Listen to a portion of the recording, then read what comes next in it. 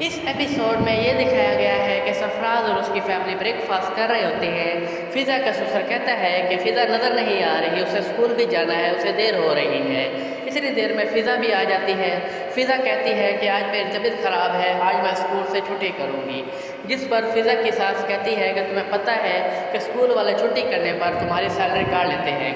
इस पर सुंबल भी फ़िज़ा पर फ़िक्र कसती है और कहती है कि फ़िज़ा को दूसरों की तवज्जो हासिल करने की आदत हो चुकी है।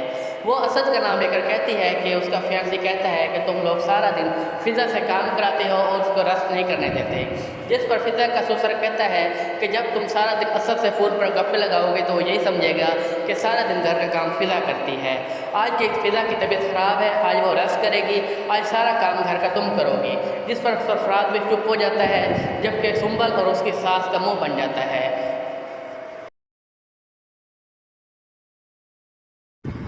दुआ दोबारा अपने ऑफिस जाती है और सरफराज के रूम में जाती है। सरफराज कहता है कि तुम बार बार यहाँ आकर मेरा दिमाग ख़राब मत करो। जब से मुझे पता चला है कि तुम फ़िज़ा की बहन हो, मेरा दिमाग ख़राब बहुत ज़्यादा हो चुका है।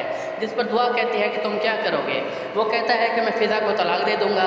जिस पर दुआ कहती है कि गज़न में तुम्हारा और तुम्हारे घर वाला बहुत शर करेगा, तुम सोच नहीं सकते।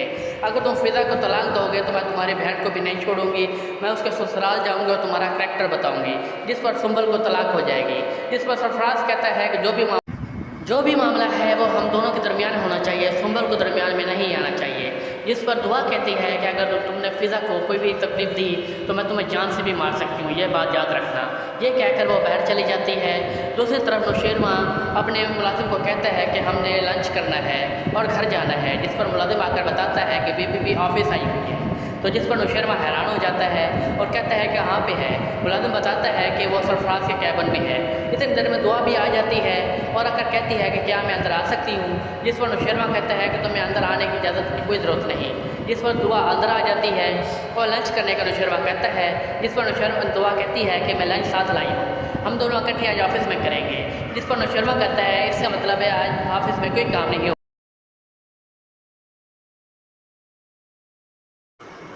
सरफराज नौशेरमा के ऑफिस जाता है। नौशेरमा कहता है सरफराज क्या मसला है, तुम्हारे लिए चाय मंगवाऊँ या कॉफ़ी?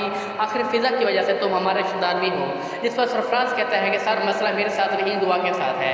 सरफराज उसको बताता है कि जब मेरे बारात वाला दिन था तो दुआ किसी के साथ लड़के के साथ भाग गई थी और अपार्टमेंट से मिली थी, वो एक अच्छी लड़की नहीं है। जिस पर नौशेरमा गुस्से में आ जाता है और कहता है कि खबरदार ऐसे बकवास कभी मत करना और मेरे ऑफिस से निकल जाओ। नौशेरमा सरफराज को भेज देता है। सरफराज अपनी कमीनगी पर खुश होता है। नौशेरमा ऑफिस से वापस घर आता है। दुआ उसके लिए जाने के लिए कपड़ों की पैकिंग कर रही होती है। दुआ पूछती है कि कितने दिन का प्रोग्राम है। जिस पर नौशेरमा कहता है कि 2-3 दिन लग जाएंगे, 1-2 दिन लाहौर में लगेंगे और 1 दिन इस्लामाबाद में। हो सकता है कि 2-3 दिन के बाद वापस आ जाऊँ, तुम भी मेरे साथ चलती। जिस पर दुआ कहती है कि तुम्हारी वहाँ पर बहुत ज़्यादा मीटिंग्स हैं, मैं वहाँ जाकर बोर हो जाऊँगी। जिस पर नौशेरमा कहता है कि क्या तुम मुझे मिस करोगी? दुआ कहती है कि हाँ, मैं तुम्हें थोड़ा सा मिस करूँगी। नौशेरमा कहता है घर पर अकेला रहने से बेहतर है कि तुम अपनी अम्मा के घर चली जाओ। दुआ अपने अम्मा के घर आ जाती है। उसकी छोटी बहन कहती है कि शुक्र आप भी तुम अपने घर आ गई, मैं तुम्हें बहुत ज़्यादा मिस कर रही थी। अब हम मिलकर बातें करेंगे और खूब सारा डांस करेंगे। जिस पर दुआ कहती है कि मैं पुरानी गलतियाँ करना छोड़ चुकी हूँ। दुआ की अम्मी कहती है कि मैं चाहती हूँ फ़िज़ा भी घर आ जाती। दुआ अपना मादी याद करती है जब वो एक दफ़ा बाहर घूमने गई थी, वापसी पर रेडियो लेकर आई थी जिस पर उसके अब्बा जी ने बहुत ज़्यादा हंगामा किया था और उसका रेडियो तोड़ दिया था। दुआ की अम्मी कहती है कि फ़िज़ा की तबीयत बहुत ज़्यादा ख़राब है। जिस पर दुआ कहती है कि फ़िज़ा को क्या हुआ है। दुआ की अम्मी कहती है कि फ़िज़ा को आज दोबारा प्रेग्नेंट है और उसके घर ससुराल वाले उससे बहुत ज़्यादा काम कराते हैं, उसका कोई ख्याल नहीं रखते और उसके ससुराल वालों को पता भी नहीं है कि फ़िज़ा प्रेग्नेंट है। जिस पर दुआ परेशान हो जाती है। सरफराज कहता है कि मुझे पता था कि जैसे ही गज़नवी बाहर जाएगा तुम मुझसे मिलने ज़रूर आओगी।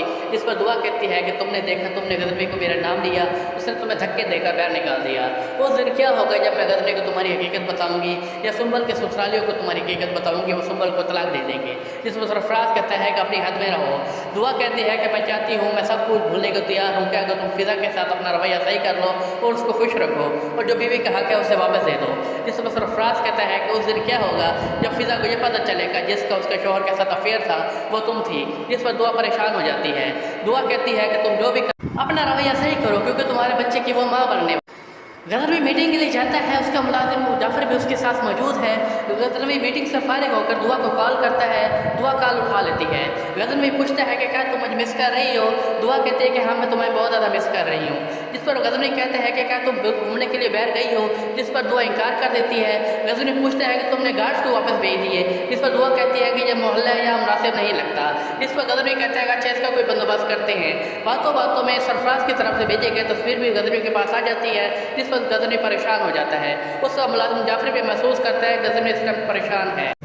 दोस्तों, ये थी आज की हमारी वीडियो। उम्मीद करता हूँ कि आपको हमारी काविश पसंद आएगी। आपने हमारा चैनल लाइक करना है, शेयर करना है, सब्सक्राइब करना है, ताकि हमारी आने वाली नई वीडियोज़ भी आपके पास आसानी से आ सके। शुक्रिया।